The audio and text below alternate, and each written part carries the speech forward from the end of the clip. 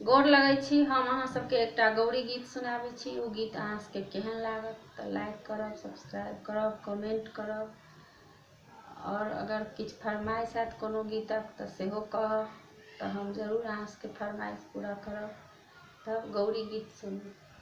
प्रीति मालिन गे सपना देखल आजगु, त प्रीति मालिन गे सपना देखल आजगु, त पहिला सपना देखल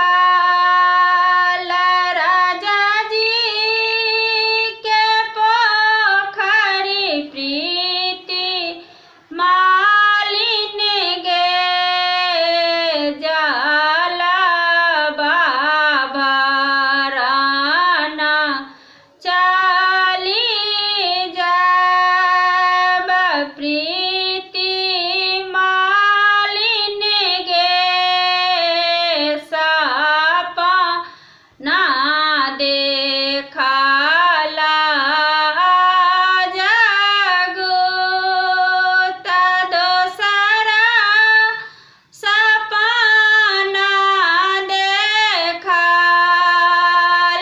दोसरा सपना देखल राजा जी के बगिया प्रीति मालिन गे फूलबा लोढ़ना चली जाब, प्रीति मालिन गे सपना देखल आजगु, त तेसरा सपना देखल, तेसरा सपना देखल राजा जी के मंदिर प्रीति मालिन गे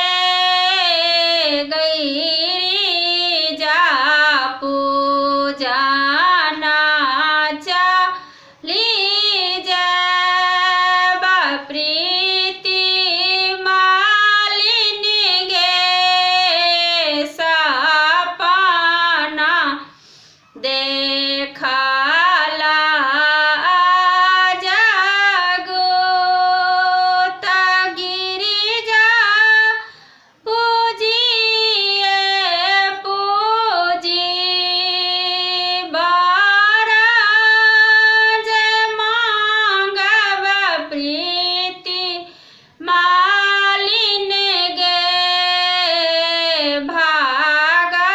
भागवर मांग बसोहाग, प्रीति मालिन गे सपना देखल आजगु। गोर लगै छी।